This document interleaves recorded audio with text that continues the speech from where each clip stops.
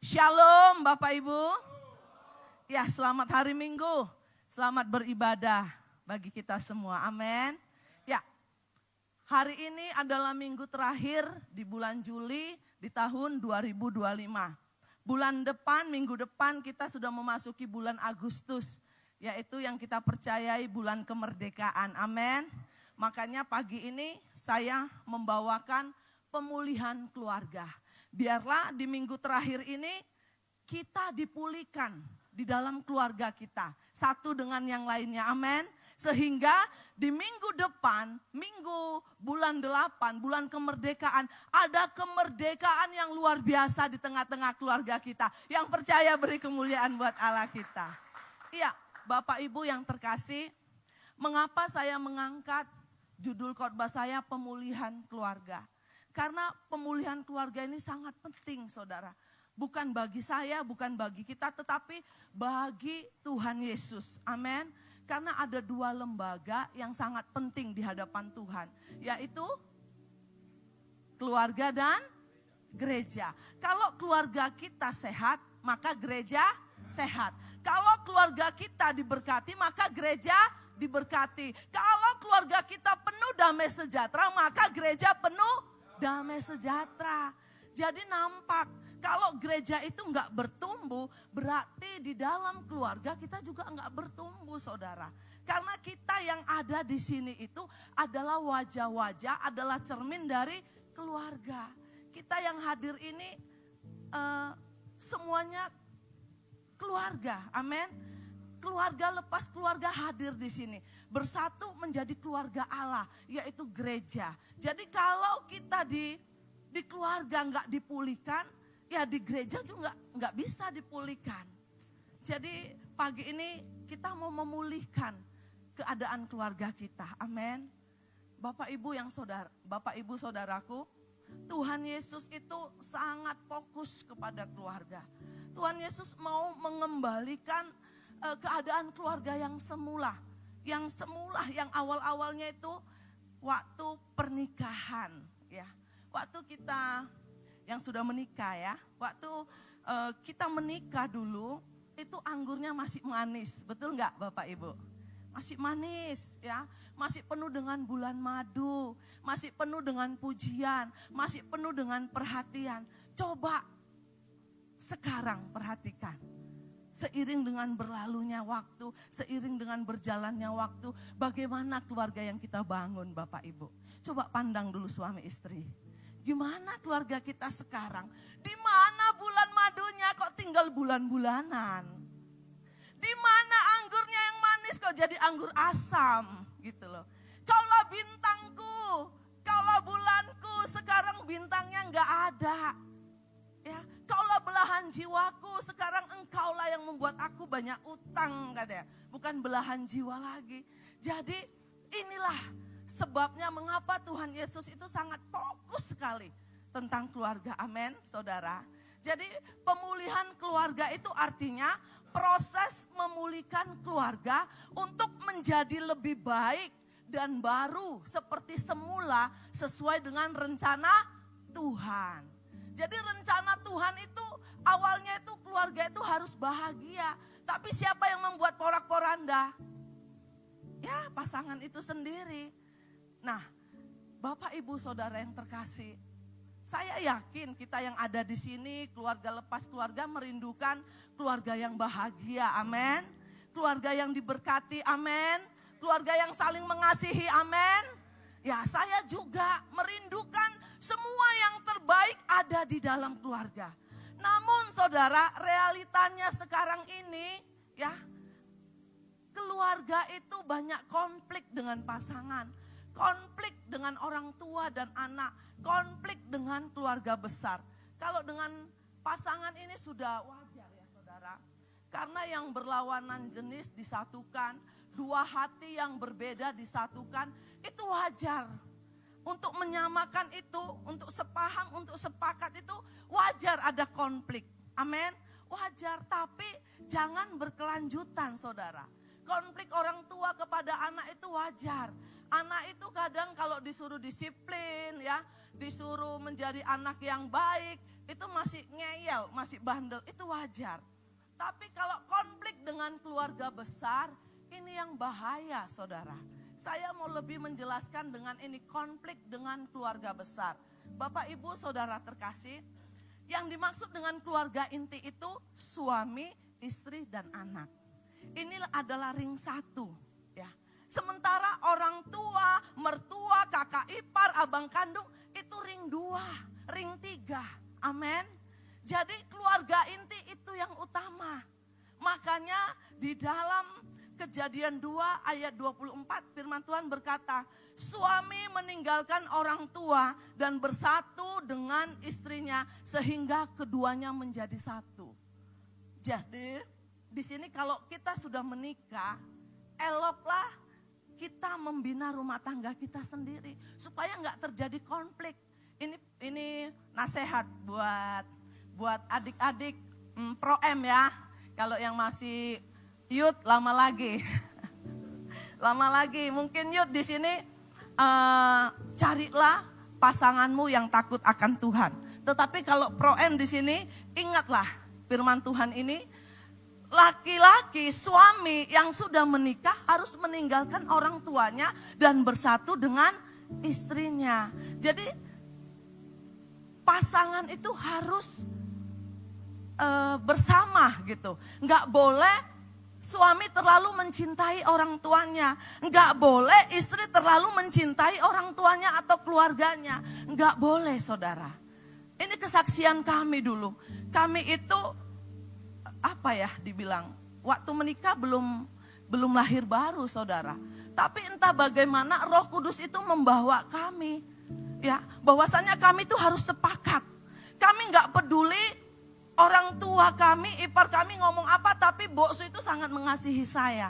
Dan saya sangat mengasihi boksu. Saya nggak pernah menceritakan masalah keluarga saya dengan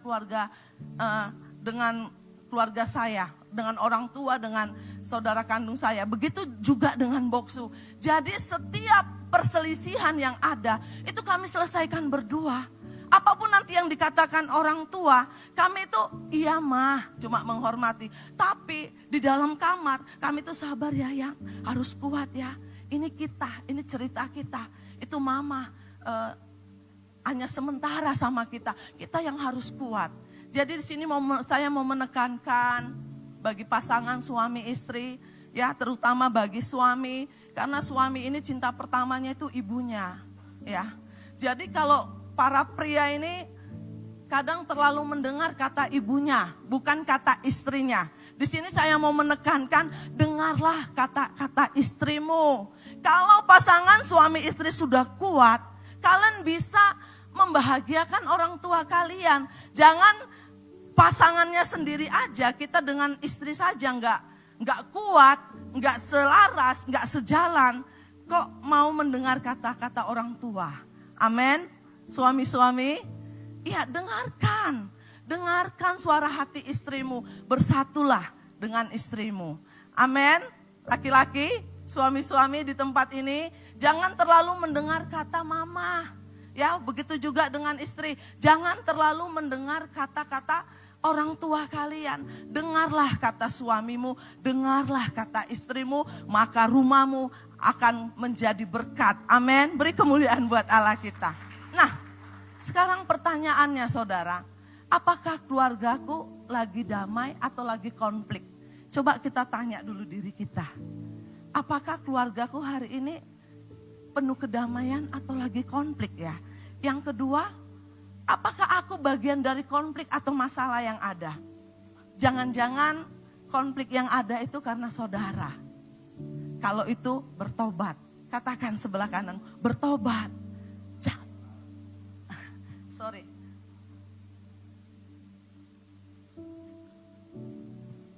Coba kita refleksi dulu, apakah pertentangan, konflik yang ada di keluarga ini karena kita? Karena kita yang terlalu egois, karena kita yang terlalu mau menang sendiri, karena kita yang banyak dituntut gitu ya, banyak tuntutan. Coba direfleksi, apakah keluargaku hari ini lagi konflik?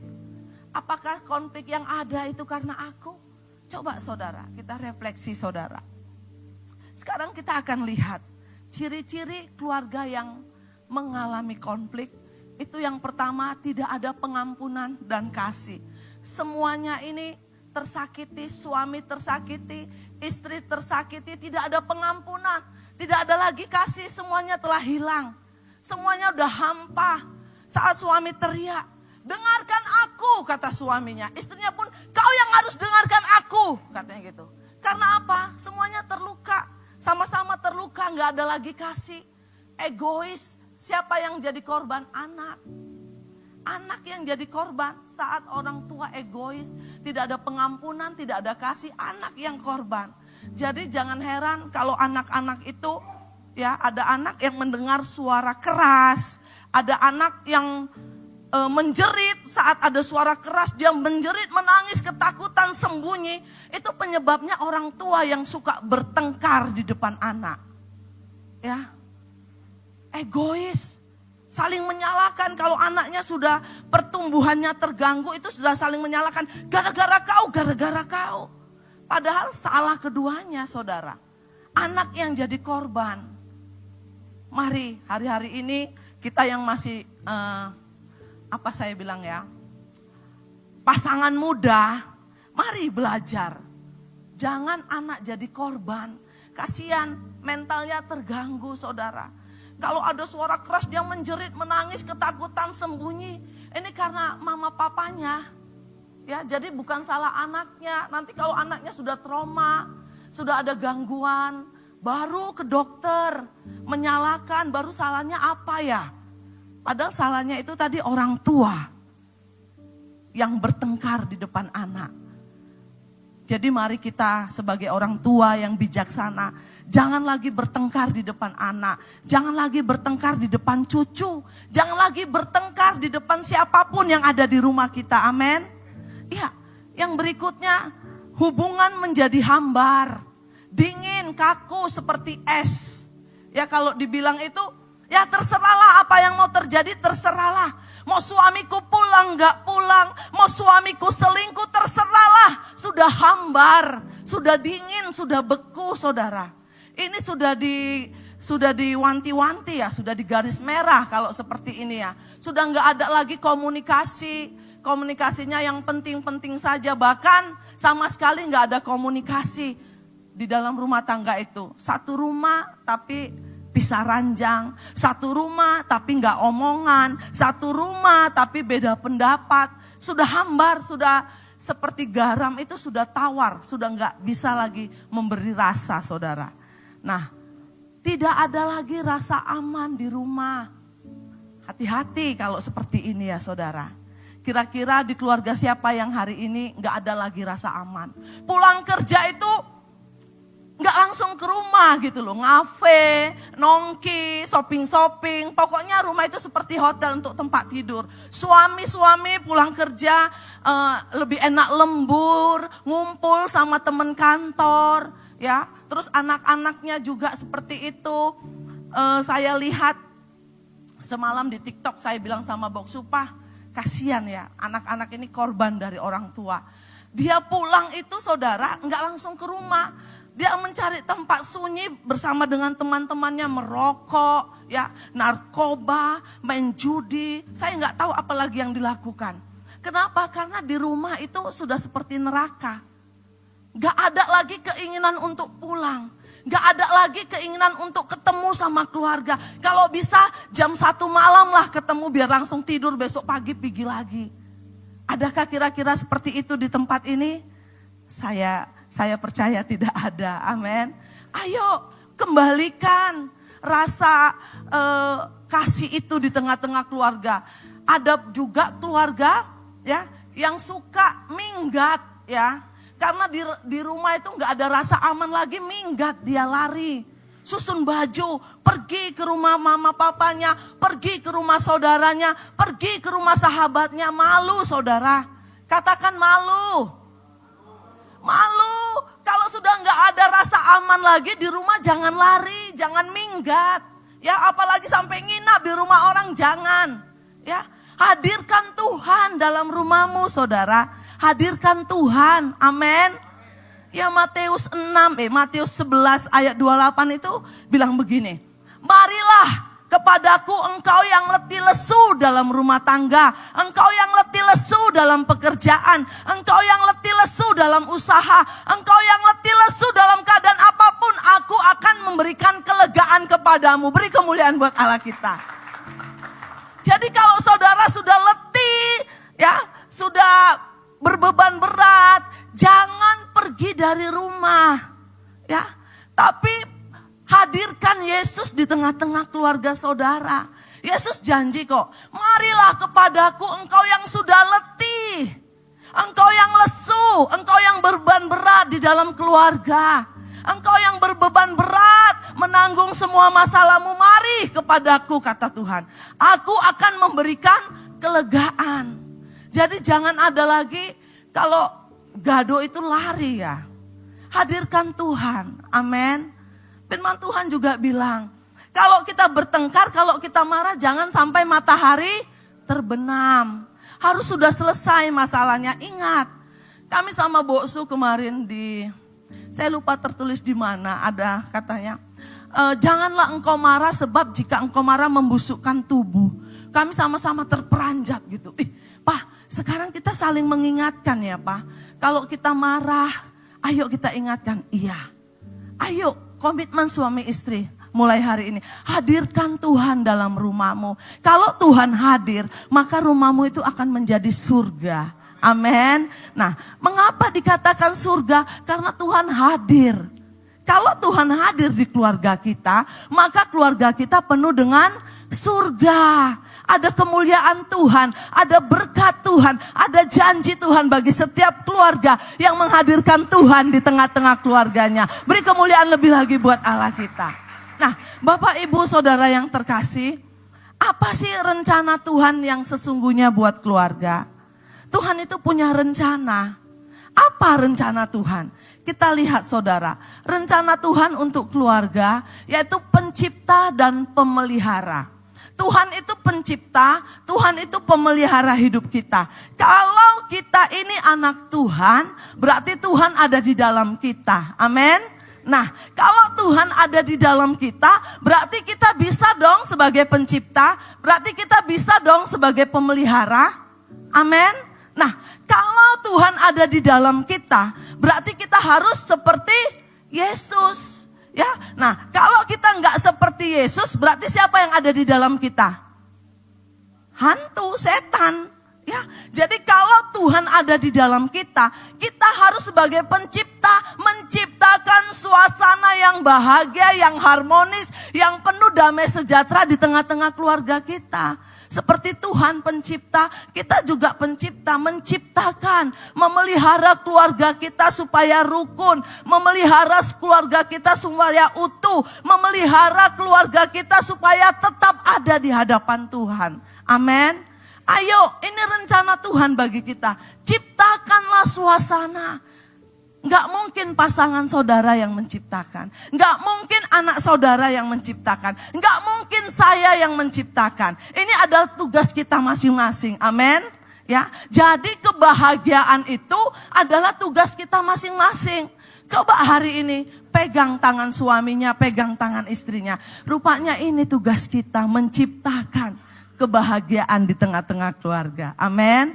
Sebagai pencipta, sebagai pemelihara. Yang kedua, sumber kasih dan pengampunan. Tuhan itu kasih, ya. Allah itu adalah kasih. Kasihnya enggak terbatas, kasihnya enggak terukur. Kasihnya itu sungguh luar biasa. Dia juga Maha Pengampun. Nah, kita sebagai anak Tuhan, yang Tuhan tinggal di dalam kita, kita juga harus sumber kasih. Kita juga harus sumber pengampunan. Kasih ruang salah buat pasanganmu. Kasih ruang salah buat anak-anakmu. Karena gak ada yang sempurna. Amin Bapak Ibu. Kita ini gak ada yang sempurna, karena itu kasih ruang salah buat anak-anakmu, buat pasanganmu. Ya, kalau dia gagal itu biasa. Kalau dia jatuh itu biasa. Kalau dia salah itu biasa. Jangan terus dihakimi.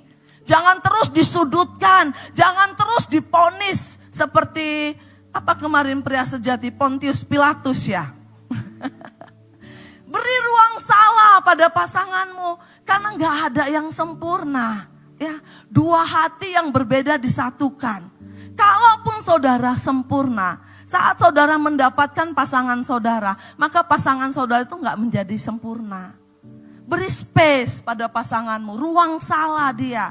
Amin, saudara terkasih. Beri pengampunan, ampuni tanpa syarat. Jangan, iya aku ampuni dia kalau dia berubah.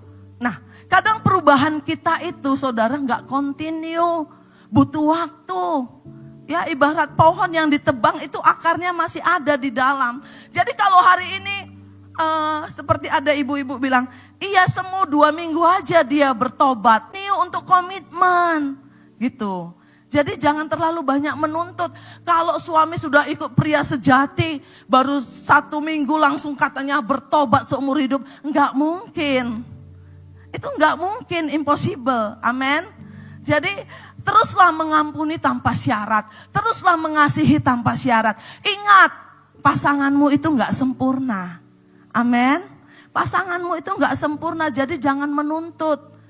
Kitalah yang harus berubah. Amin. Katakan pada pasangan di sebelahnya, rupanya aku yang harus berubah. Amin. Jadi jangan terlalu menuntut. Yang ketiga, memberi hikmat dan petunjuk. Mintalah hikmat kepada Tuhan. Apabila ada sesuatu keputusan yang akan diambil, minta hikmat saudara. Dalam keuangan minta hikmat. Siapa yang harus memegang keuangan? Kalau di keluarga kami itu boksu orangnya terlalu murah hati. Ya, uang berapapun di kantong itu habis. Saya nggak tahu juga entah siapa yang dikasih-kasihnya gitu. Nah, jadi saya ini sebagai penyimpan saya bisa gitu. Saya yang memegang keuangan. Bagaimana dengan keluarga saudara? Jangan yang murah hati disuruh megang uang. Firman Tuhan bilang menaburlah bukan menghambur saudara. Jadi perlu juga hikmat di dalam keuangan. Perlu juga hikmat di dalam mendidik anak. Perlu juga hikmat di dalam menata keluarga. Amin Bapak Ibu. Minta hikmat sama Tuhan. Jangan pakai kekuatan kita. Jangan pakai pengalaman kita. Jangan pakai logika kita. Minta hikmat. Minta petunjuk dari Tuhan. Bagaimana minta petunjuk? Ada di dalam Alkitab. Amin. Jadi kalau kita kehilangan solusi, kehilangan jalan, salah jalan, ayo balik ke Alkitab. Jadi orang Kristen itu GPS-nya itu Alkitab saudara. Jangan lari dari Alkitab ya. Apapun masalahmu, apapun yang terjadi, buka Alkitab. Dialah petunjuk jalan kebenaran. Beri kemuliaan buat Allah kita. Yang keempat, pemberi kekuatan dan teladan. Jadi kalau Tuhan ada di dalam kita, Tuhan akan memberikan kekuatan kepada kita, amin. Lah, kekuatan yang diberikan Tuhan kepada kita itu untuk menguatkan pasangan kita, saudara. Ya, kalau pasangan kita lagi down, pasangan kita lagi lemah, kuatkan, jangan malah dibully, jangan malah ada kata-kata toksik, ya. Dasar lu lemah, gitu aja nggak kuat, gitu aja cengeng, gitu aja lapor mama, jangan. Ya, tapi kasih dia kekuatan firman Tuhan. Ayo Pak, kita bisa, kita bergandengan tangan, kita semangat. Jangan pernah ada kata-kata toksik dalam keluarga, kata-kata bully dalam keluarga. Amin. Jadilah teladan buat pasangan saudara, jadilah teladan buat anak-anak saudara. Bapak Ibu yang terkasih, kenapa kadang kita itu kehilangan sosok teladan di dalam rumah tangga kita? Ya, mungkin orang tua kita dulu itu kehilangan teladan dari orang tuanya. Ya mungkin karena nggak pernah ikut ibadah pasutri ya. Nah, orang tua kita juga kehilangan bagaimana cara membina rumah tangga. Yang korban siapa? Kita, anak-anaknya. Kita yang korban. Jadi teladan role model itu, sosok seorang suami istri itu nggak kita dapatkan dari orang tua kita. Akhirnya keluarga kita ya seperti ini gitu. Jadi budaya, kalau kita sudah menikah itu budaya itu kita adopsi dari orang tua kita. Ya seperti boksu mengadopsi budaya mama papanya. Saya mengadopsi budaya mama papa saya. Ketika bertemu, bersatu di dalam keluarga, itu sangat rumit saudara. Benar tidak? Sangat rumit, perlu dicocokkan lagi, perlu didaur ulang lagi, perlu disepakati lagi saudara. Boksu itu budaya keluarganya itu suaranya keras-keras gitu. Boksu itu didikannya waktu kecil itu rotan saudara. Ya, rotan gitu. Boksu itu budaya di rumahnya itu rapi, bersih. Nah, seperti itu. Boksu itu budaya di rumahnya dulu itu murah hati gitu. Suka ya happy poya-poya gitu. Lah saya, budaya di rumah saya itu karena mama saya lembut, ya lemah lembut budayanya. Jarang kata-kata keras gitu. Lah kalau mukul, saya nggak pernah kena pukul saudara. Karena kami 8, 6 laki-laki, 2 perempuan. Jadi saya itu princess di rumah. Nggak pernah kena pukul. Nah budaya mama saya itu hemat saudara. Hemat sekali. Nyimpan uang tuh hemat. Mungkin dia tahu ya karena anaknya 8. Hemat sekali. Terus tentang disiplin kebersihan itu sekedarnya aja, seadanya aja. Jadi waktu saya menikah dengan boksu, saya itu ibarat langit dengan bumi. Dulu waktu anak-anak ya mandi sore terus jam 10 malam cuci kaki langsung tidur. Padahal keringat-keringat jorok gitu. Lah waktu menikah saya terkejut, boksu lebih terkejut. Lu gak ganti baju? Kata, hah ganti baju gitu ya. Sedangkan boksu budayanya mau tidur itu harus mandi dulu, ganti baju, bersih-bersih baru naik tempat tidur.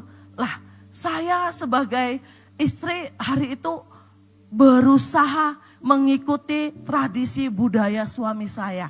Yang baik kami ambil. Saya mengikuti beliau tentang kebersihan, kerapian. Saya ikut, saya sama sekali nggak komen gitu. Yang penting menurut saya baik, saya ambil budayanya. Supaya apa? Supaya saya bisa menjadi teladan saudara. Ya, boksu juga orangnya yang murah hati, suka pemborosan, mengikuti saya. Dia percayakan keuangan dengan saya. Nah, jadi Bapak Ibu kita itu bisa merubah pasangan kita tanpa perkataan, tapi melalui tindakan. Amin. Jadi saya merubah boksu itu dengan tindakan saya yang selalu ikut, yang selalu setia, yang selalu nggak merepotkan lah pokoknya. Jadi boksu itu melihat sesuatu yang unik dalam hidup saya, makanya boksu berubah pelan-pelan saudara. Kalau saya keras mempertahankan budaya keluarga saya, boksu keras, apa yang terjadi? Retak, pecah keluarga itu. Makanya banyak keluarga yang retak, yang harus dipulihkan hari-hari ini. Karena nggak mau belajar, karena nggak mau menurunkan ego, karena nggak mau mengikuti yang baik. Bisa didengar ya Margaret? Nanti kalau berkeluarga ngerti gitu ya. Karena budaya kita itu pasangan suami istri itu berbeda. Mungkin ya suami itu disayang mamanya dulu, begitu menikah istrinya nggak sayang, nggak perhatian, itu juga jadi problem saudara. Jadi sebagai seorang istri kita harus bisa menggantikan posisi mama buat suami kita. Yang ngerti beri kemuliaan buat Allah kita. Iya, jadi suami itu gimana ya nggak kehilangan sosok gitu. Oh istriku ini bisa menggantikan sosok mamaku. Karena anak laki-laki itu cenderung sayang kepada mamanya. Ya yang terakhir yaitu pemberi berkat. Allah kita itu pemberi berkat. Amin. Kita juga bisa pemberi berkat. Diberkati dan memberkati. Suami-suami, berkat yang engkau terima berikan kepada istrimu. Ya, jangan sampai istri itu tertekan. Jangan sampai istri itu mengkerut, mengkali-kalikan pengeluaran. Percayakan, berikan dia.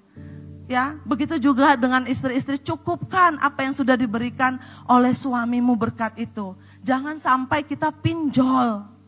Ya. Bulanan udah dikasih sama suami, tapi kita nggak bisa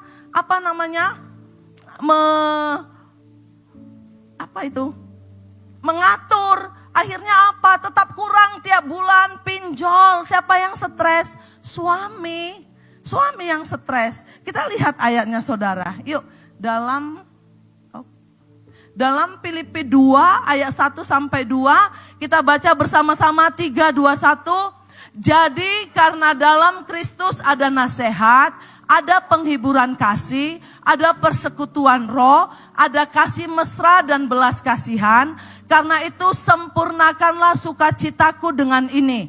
Hendaklah kamu sehati sepikir dalam satu kasih, satu jiwa, satu tujuan. Jadi apapun berkat Tuhan yang sudah diberikan kepada kita pasangan suami istri, pergunakanlah untuk keperluan keluarga. Pergunakanlah untuk tujuan yang sama. Pergunakanlah untuk pemikiran yang sama. Amin. Yang setuju beri kemuliaan buat Tuhan kita. Haleluya. Nah, sekarang kita sampai kepada goal khotbah ini. Bagaimana sih? Ya, bagaimana sih supaya keluarga itu mengalami pemulihan? Ini yang terpenting. Bapak Ibu Saudara, coba sebelum kita belajar bagaimana supaya keluarga itu mengalami pemulihan, pulihkan dulu hatinya hari ini. Ampuni suamimu. Ampuni, buka hatimu. Supaya kita dapat mendengar firman ini, bagaimana supaya keluarga mengalami pemulihan. Yang pertama, saling mengaku dosa. Ya, saling mengaku dosa. Di dalam Yakobus 5 ayat 16 kita baca bersama-sama 3, 2, 1. Karena itu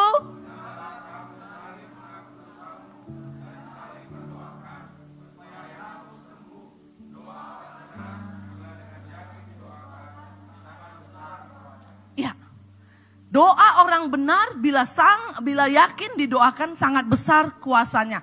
Bapak Ibu Saudaraku, mari kita saling mengaku dosa kepada pasangan kita. Apa yang tersembunyi hari-hari ini di dalam kehidupan kita.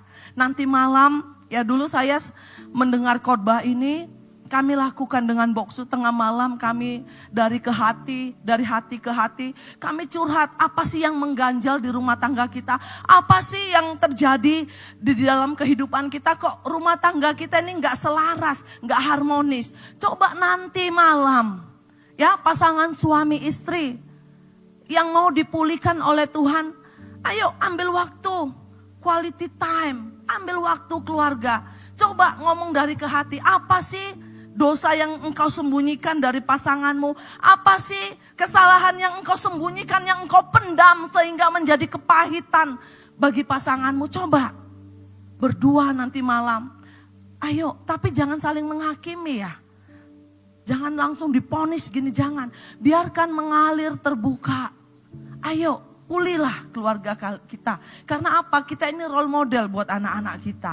Kita yang akan dicontoh. Pernikahan kita yang akan dicontoh anak-anak kita. Kalau kita aja gak pulih, kalau kita aja gak bisa jadi role model, anak-anak kita mau melihat siapa nanti Bapak Ibu. Amin. Mengakulah dosa kepada pasangan. Saling mendoakan, sudah mengaku, ayo bergandengan tangan. Saling mendoakan. Supaya apa saudara? Supaya waktu kita berdoa, doa kita itu didengar sama Tuhan. Amin. Saat doa kita didengar oleh Tuhan, keluarga kita diberkati saudara. Amin. Keluarga yang sudah pulih, keluarga yang sudah sehati, itu gak usah ngejar berkat. Berkat itu yang akan mengejar kita. Amin saudara. Berkat itu gak akan datang di tengah-tengah keluarga kita kalau pasangan suami istri itu belum pulih.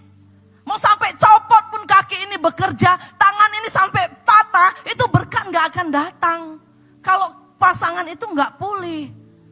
Jadi mari, kalau kita mau keluarga kita diberkati, anak-anak kita diberkati, mari selesaikan apa yang tersembunyi di hati Bapak Ibu kepada pasangan nanti malam.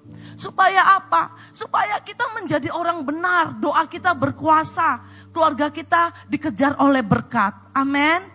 Iya, dulu kami sebelum lahir baru, kami sampai susah. Ya, cari uang itu sampai susah. Sampai gali lubang, tutup lubang. Tapi setelah kami lahir baru, ya kami saling pulih, kami saling memaafkan. Berkat itu ngejar kami saudara. Makanya hari-hari ini kadang saya bingung kenapa suami istri yang sudah dinasehati, yang sudah dikonseling, tetap aja seperti itu, rupanya gak berubah. Ya, tetap aja gak pulih. Ya, terimalah berkat Tuhan menjauh. Nah, saudara yang terkasih, apakah saya lebih senang menyalahkan atau mengaku salah? Coba introspeksi dulu suami istri. Di dalam keluarga, siapa sih yang lebih sering menyalahkan pasangannya Siapa sih yang lebih sering mengaku salah minta maaf? Terus yang berikutnya, kepada siapa saya perlu minta maaf hari ini?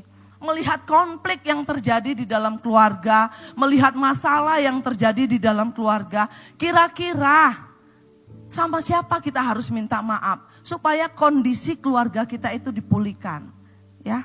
Yang berikutnya, apakah saya punya kerendahan hati untuk meminta maaf terlebih dahulu? Bapak Ibu, pasangan suami istri, jangan sepele dengan kata-kata maaf ini ya. Ah udahlah, aku kan udah ngomongi dia, udah ngomong sama istriku, udah tahulah itu kalau aku udah pulih. Tidak. Bapak-bapak, istrimu itu mengandung. Ya. Perempuan itu menyimpan. Kalau saudara nggak pernah minta maaf, dia akan terus menyimpan. Ya. Kalau seorang istri menyimpan, seberapa hebat pun saudara mencari bekerja, seberapa hebat pun saudara berusaha, berkat itu nggak akan datang. Jadi istri-istri, mari pulihkan hatimu walaupun suamimu nggak minta maaf, pulihlah. Amin istri-istri, supaya berkat Tuhan hadir dalam keluargamu. Amin. Ya, kita lihat yang kedua bagaimana supaya keluarga mengalami pemulihan, yaitu saling mengasihi. Kita baca Kolose 4 ayat 6, 3, 2, 1. Hendaklah kata-katamu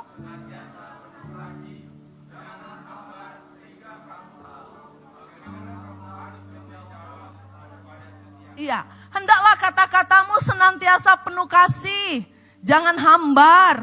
Jangan waktu menikah pujian itu engkau cantik, engkau manis, engkau baik. Tapi sekarang coba, masih adakah istri memuji suami? Masih adakah suami memuji istri? Masih adakah orang tua memuji anak-anaknya? Coba kita perhatikan sekarang. Ada enggak pujian itu terlontar? Aduh cantik sekali ma, cantik sekali pak, cantik sekali anak mama. Mari kita saling memuji, tumbuhkan saling mengasihi di keluarga. Amin.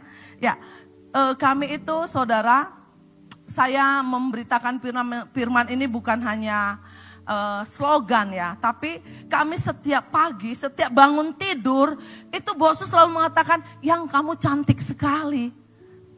Papa makin ganteng loh, makin tua makin ganteng, saya bilang. Terus asal itu telepon anak-anak, Cia, mama rindu, I love you so much, I love you, sama Ando juga. Kedua anak kami juga seperti itu. Mari tumbuhkan budaya memuji. Amin. Jangan sampai hilang. Karena saya percaya setiap orang itu pasti mau dipuji. Setiap orang itu pasti suka dipuji. Amin. Jadi kalau muji pasangan itu jangan sungkan, jangan malu. Puji pasanganmu. Ya. Yuk coba yang dekat sama istrinya puji dulu. Pak kamu tambah cantik deh.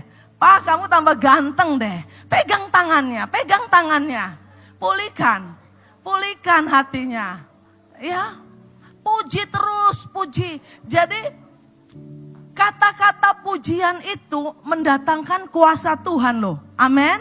Kalau kita setiap hari dipuji cantik-cantik maka akan cantik. Kalau dipuji ganteng-ganteng akan ganteng. Coba ya saudara bilang sama istrimu, kok jelek kali lu, makin gendut. Terjadilah seperti itu. Makin jelek dan makin gendut. Ya, saya gak usah manusia ya, pohon pisang ya. Saya punya pohon pisang di Bakora, itu pisang barangan sudah mau mati saudara. Itu pisangnya sudah kaku gitu ya, sudah gimana.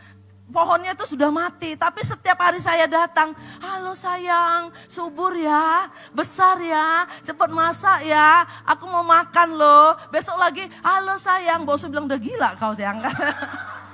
Terus saya bilang, Pak, saya mau mendeklarasikan firman Tuhan, kalau pujian itu sungguh besar kuasanya. Iya, lakukanlah katanya gitu. Sehari, 2 hari, 3 hari, wah apa saudara, subur. Ya sampai itulah kalau saudara lihat di FB Pro saya. Pisangnya itu masak, saudara masak. Iya, secara logika nggak mungkin. Sudah, aduh, gimana pisang yang yang sakit itu ya, sudah menguning. Tapi setiap hari saya puji. Wow, luar biasa. Beri kemuliaan buat Allah kita. Kalau pisang aja ngerti dipuji, apalagi pasanganmu. Amin. Iya, pegang dulu tangannya. Aku akan muji engkau setiap hari mah biar tambah kurus. Ya, bos itu bilang saya, enggak kok yang kamu enggak gemuk, ideal. Puji. Ya, pohon pisang aja dipuji bisa hidup lagi dia. Bisa sampai masak pisangnya. Apalagi kita manusia dipuji pasti timbul semangat yang luar biasa. Amin. Iya, saudara yang terkasih, mungkin ya untuk terus mendatangkan berkat di tengah-tengah keluarga, mari saling menghargai. Jangan remehkan suamimu, walaupun gajinya kecil, gajimu besar, jangan pernah remehkan suamimu. Amin. Jangan sepelekan ya. Dulu saya dikasih boksu, gaji saya itu lebih besar dari boksu. Kalau boksu sudah ngasih, saya bilang terima kasih Pak. Atau saya bilang terima kasih Tuhan, berkatilah uang ini Tuhan, supaya aku bisa mempergunakannya. Saya mengucap syukur. Apa yang terjadi saudara? Dengan ucapan syukur yang dari hati, dari satu lembar gaji boksu, itu sekarang udah puji Tuhan. Saya sudah gak kerja lagi. Jadi jangan pernah seorang istri meremehkan suaminya. Amin. Walaupun suamimu itu agak dodong. Jangan remehkan. Dodong itu artinya plin-plan. Ya. Gimana semua gak aku remehkan, apa yang kusuruh gak dikerjakan. Gini, jangan remehkan walaupun dia agak dodong. Ya. Bertobat istri-istri yang suka meremehkan suami. Karena berkat Tuhan itu turun dari kepala imam.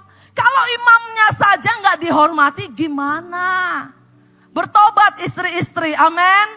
Jangan pernah sepelekan suamimu, apapun kondisi suamimu ya. Jangan pernah sepelekan. Puji dia, angkat dia, dukung dia, support dia, amin. Saya pernah mendengar ya, hormatilah suamimu, tunduklah. Gimana mau tunduk, mau hormati sama suami kayak gini yang gak becus. Yang saya heran suaminya cuma gini. Itu bahaya.